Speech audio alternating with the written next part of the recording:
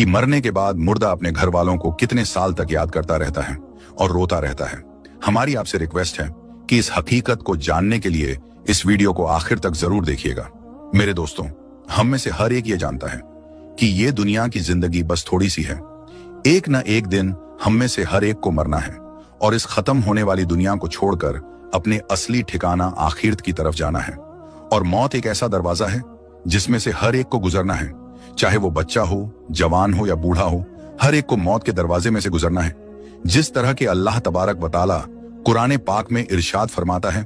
कुल्लू नफ्सीन जायक़तुल मौत, कि हर जानदार को मौत का मजा चखना है, यानी हर वो चीज जिसके अंदर जान है उसको एक ना एक दिन मरना है। मेरे दोस्तों, दुनिया और आखिरत के बाद एक और दुनिया है जिसको हम आलम बरज़ख कहते हैं। मरने के बाद और कयामत से पहले तमाम जिन्हों इंसान की रूहों को अपने अमाल के हिसाब से इसमें रहना होता है, और रूह कहीं भी हो जिस्म के साथ उसका कनेक्शन रहता है।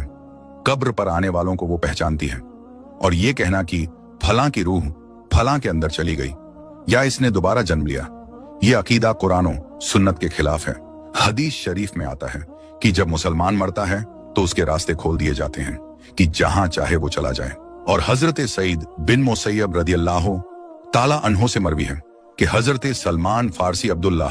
बिन सलाम रदियल्लाहु ताला अन्हो जब हम आपस में मिले तो एक दूसरे से कहा कि अगर हम तीनों में से पहले कोई इंतकाल करता है तो बताना कि मौत के बाद उसके साथ क्या मामला हुआ। कहा, क्या जिंदे और मुर्दा भी मिलते हैं? तो फरमाया, हाँ, मुसलमान की रूह जन्नत में होती है और वो अपनी मर्जी से जहां चाहें जा सकती हैं। मेरे दोस्तों, अब सवाल ये है कि क्या मरने के बाद मुर्दे अपने घर वालों को याद करते हैं? जब किसी इंसान का इंतकाल होता है तो मरने वाले शख्स को यह मालूम होता है कि हम इस दुनिया से इंतकाल होकर आलम बरज़ख में आ गए हैं, और उसको ये सारी चीजें याद होती हैं कि हमारा घर है, मकान है, रिश्तेदार हैं, और हमारे बहन भाई भी हैं, और हमारी एक फैमिली है। और यहां तक कि जब इस मुर्दे की रूह निकल जाती है और उसको दफनाया जा रहा होता है तो फिर उस वक्त वो मुर्दा अपनी आंखों से सारी चीजें देख भी रहा होता है, यानी कि उसकी रूह तमाम चीजों को देख रही होती है, और उसको पता होता है कि अब हमें कफन पहनाया जा रहा है और अब हमारे जनाजे को उठाया जा रहा है। लिहाजा नेक बंदे के जनाजे को लोग उठाते हैं तो वो कहता है, ऐ लोगों, जल्दी मुझे लेकर कब्रिस्तान की तरफ चलो और बहुत जल्द मुझे मेरे असली ठिकाने यानी कब्र के अंदर पहुंचा दो। क्योंकि उसको मौत पर ही पता चल जाता है कि उसके साथ आगे क्या होने वाला है,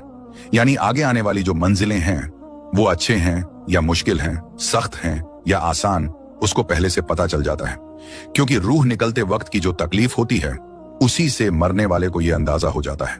और उसको यह मालूम हो जाता है कि उसका आगे क्या अंजाम होने वाला है। इसी वजह से जो मोमिन बंदा होता है वो कहता है, मुझे जल्दी लेकर चलो और मुझे कब्र के अंदर उतार दो और मेरे असली ठिकाने तक मुझे पहुंचा दो। क्योंकि हुजूर नबी करीम सल्लल्लाहु ताला अलैहि वसल्लम ने इरशाद फरमाया, दुनिया मोमिन के लिए कैद खाना है और काफिर के लिए जन्नत है। मेरे दोस्तों, जब गुनाहगार और बेनमाजी इंसान की मौत होती है तो वो चिल्ला चिल्ला कर ये कहने की कोशिश करता है कि ऐ लोगों, तुम मुझे कहां लेकर जा रहे हो? ऐ मेरे बच्चों, यानी कि वो अपनी फैमिली से कहता है कि मैंने अपने बच्चों के लिए बहुत ज्यादा कमाया, इनके लिए घर और मकान बनाया, और अब तुम हमें हमारे घर से निकाल कर अंधेरी कोठरी यानी कब्र के अंदर क्यों डालने जा रहे हो? उसे बहुत घबराहट होती है तो वो कहने की कोशिश करता है कि ऐ लोगों, मुझे मत लेकर जाओ। बहरहाल मेरे दोस्तों, उसको जब कब्र के अंदर रख दिया जाता है तो उसको ये पता होता है कि अब हम कब्र के अंदर हैं और हमारी फैमिली और हमारे रिश्तेदार उस पिछली दुनिया में हैं जहां पर वो पहले रहता था। इसी वजह से रिवायत में आता है कि जब कोई इंसान अपने किसी मुर्दे की कब्र पर जाता है तो वो मुर्दा उस कब्र पर आने वाले को पहचानता भी है कि ये हमारा फलाना शख्स है। अगर बाप कब्र के अंदर है तो वो पहचान लेता है कि हमारी कब्र पर आया है, ये हमारा बेटा है, हमारा भाई है, हमारा रिश्तेदार है। जिस तरह के हजरत अबू हुरैरा रदियल्लाहु ताला अन्हु से मरवी है कि नबी करीम सल्लल्लाहु ताला अलैहि वसल्लम ने इरशाद फरमाया कि तुम में से जब कोई शख्स अपने भाई की कब्र पर या फिर उस शख्स की कब्र के पास से गुजरता है जिसको वो दुनिया के अंदर जानता था और वो उसको सलाम कहता है, तो वो उसका सलाम सुनता भी है और उसके सलाम का जवाब भी देता है, और वो कब्र पर आने वाले को पहचानता भी है। और अगर कब्र पर उसका कोई प्यारा रिश्तेदार जाता है तो कब्र वाले को बहुत ज्यादा खुशी होती है। लेकिन अगर मुर्दा गुनहगार होता है और अपने गुनाहों की वजह से सजाएं भुगत रहा होता है तो वो कब्र वालों को पहचान कर भी उसकी तरफ कोई ध्यान नहीं देता,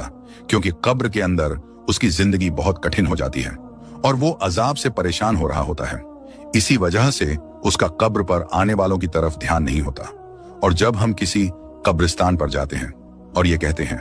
अस्सलामु अलैकुम या अहलल कबूर, तो वो कब्र वाले हमारे सलाम को सुनते भी हैं और हमारे सलाम का जवाब भी देते हैं। और बुखारी शरीफ की हदीस में है कि जब कोई शख्स अपने किसी मरहूम के लिए ईसाले सवाब करता है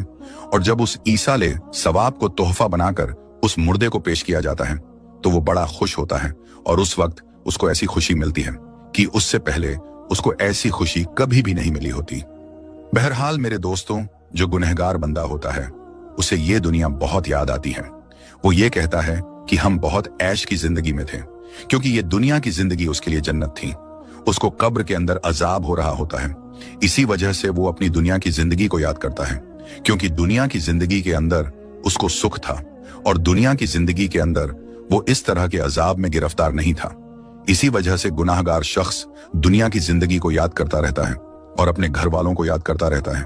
इसी वजह से इस्लाम में मरने वालों के लिए ईसाले सवाब करने को कहा गया है, क्योंकि ईसाले सवाब करने से जो गुनहगार होते हैं उनके गुनाहों की बख्शीश होती है और जो नेकोकार होते हैं उनके दर्जे बुलंद होते हैं। लिहाजा हमें हर हाल में अपने मरने वालों को याद रखना चाहिए और उनके लिए इसाले सवाब करते रहना चाहिए। और हमें चाहिए कि जब हम तौबा व इस्तगफार करें तो हम सिर्फ अपने लिए ही ना करें,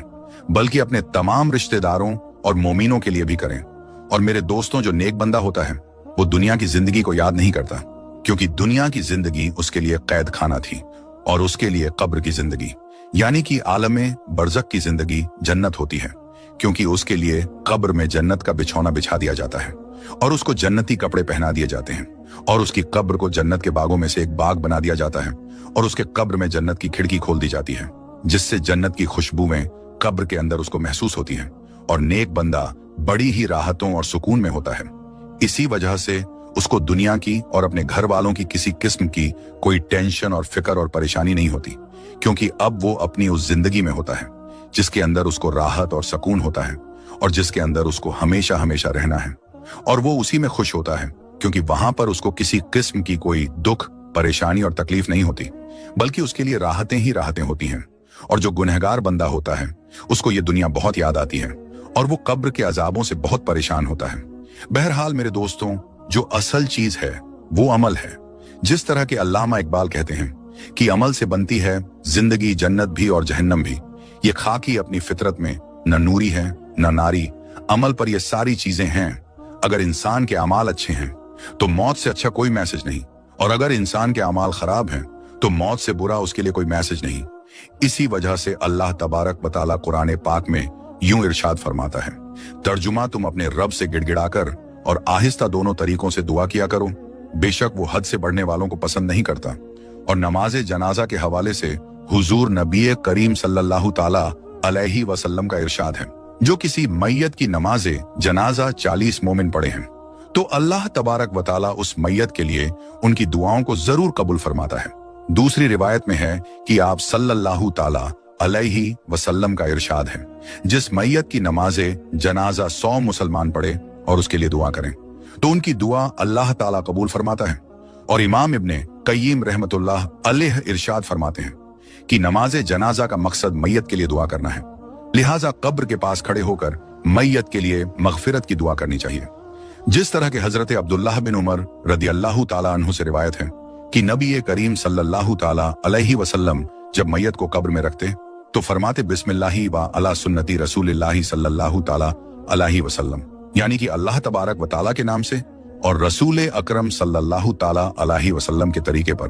और हजरत उस्मान बिन अफ़्फ़ान रदियल्लाहु ताला अन्हु की रिवायत है, वो कहते हैं कि जब रसूलुल्लाह सल्लल्लाहु ताला अलैहि वसल्लम मैयत को दफनाकर फारिग होते तो कब्र पर खड़े होकर फरमाते अपने भाई के लिए मगफिरत की दुआ करो, इसीलिए कि अभी इससे सवाल किए जाएंगे। अल्लाह तबारक व तआला से दुआ है कि अल्लाह तबारक व तआला हमें नेक अमाल करने और गुनाहों से बचने की तौफीक अता फरमाए।